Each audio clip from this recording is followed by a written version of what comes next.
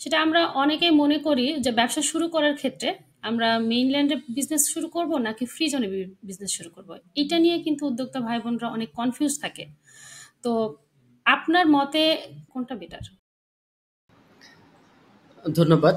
এই প্রশ্নগুলো আপাতদৃষ্টিতে মনে হয় যে আসলে খুবই সহজ সরল প্রশ্ন।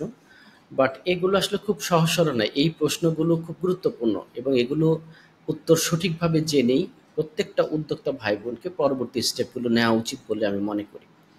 আপনার যে প্রশ্নটা আপনি বলেছেন সেটার প্রশ্নটা হচ্ছে যে কোথায় বিজনেস করব আমি? ফ্রি জোনে বিজনেস করব না মেইনল্যান্ডে বিজনেস করব? বিজনেস করার জন্য কোন জায়গাটি আমার জন্য ইম্পোর্টেন্ট?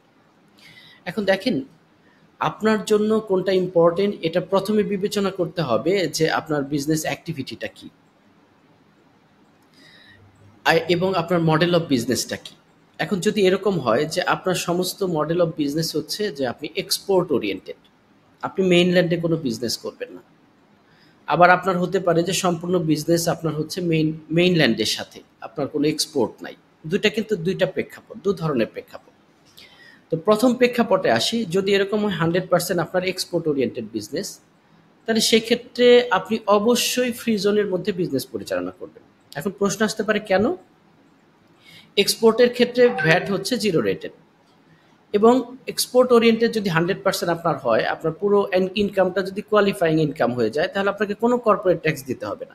দেখেন, আপনার যদি এরকম হয় 1 বিলিয়ন বা 1 মিলিয়নও ধরলাম, আপনার 100,000 নেট প্রফিট হয়, সেই ক্ষেত্রেও কিন্তু আপনাকে যদি ফ্রি জোন ছাড়া মেইনল্যান্ডে হয় তাহলে কিন্তু 3,75,000-এর উপরে যদি আপনার যাই নেট প্রফিট হবে 9% করে ট্যাক্স দিতে হবে। কিন্তু ফ্রি জোনের ক্ষেত্রে আপনি যদি কোয়ালিফাইং ইনকাম হয়, আপনার যদি 1 মিলিয়ন 2 মিলিয়নের নেট প্রফিট হয়, 4 মিলিয়ন বিলিয়ন পর্যন্ত হতে থাকে, কোয়ালিফাইং ইনকাম হলে আপনাকে কোনো কর্পোরেট ট্যাক্স দিতে হচ্ছে না। 9% ট্যাক্স পুরোপুরি আপনি এটা মৌকুব পেয়ে যাচ্ছেন, এটা গভর্নমেন্টের নিয়ম অনুসারে।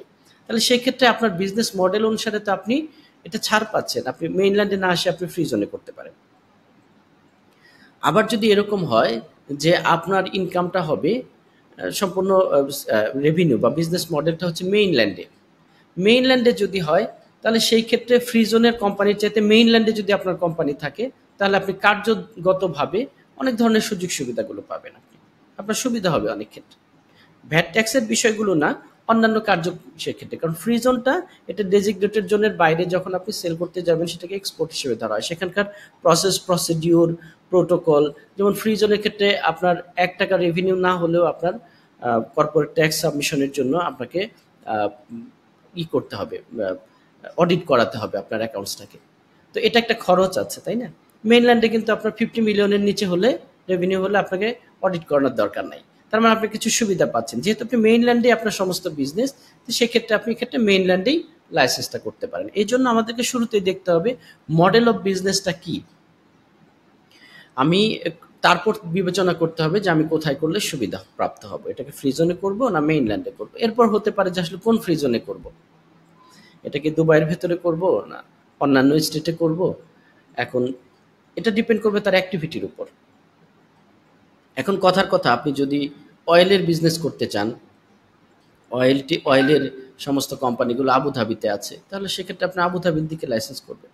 আপনি যদি পাথরের বিজনেস করতে চান, ফুজাইরাতে পাথরের পোর্টের থেকে কাজ করা সহজ, তাহলে ফুজাইরাতে করতে পারেন। আপনি যদি লাইমস্টোন নিয়ে বিজনেস করতে চান, তাহলে রাসেল খাইমাতে হলে আপনার জন্য সুবিধা হবে। তো আপনার বুঝে নিতে হবে যে আপনি এমন জায়গাতেই বিজনেস পরিচালনা করবেন যেখান থেকে আপনার বিজনেস পরিচালনা করাটা আপনার জন্য সহজ, বা আপনি অ্যাক্টিভিটির দিক থেকে যে এরিয়াতে আপনি বিজনেস করছেন মূলত সেখানেই আপনি লাইসেন্স ফরমেশন করবেন। আশা করি উত্তরটা দিতে পেরেছি। তারপরেও যদি সুপ্রিয় উদ্যোক্তা ভাই বোনদের যদি কোনো প্রশ্ন থাকে, আপনারা অবশ্যই প্রশ্ন করবেন, আমরা উত্তর দেওয়ার চেষ্টা করব। ধন্যবাদ।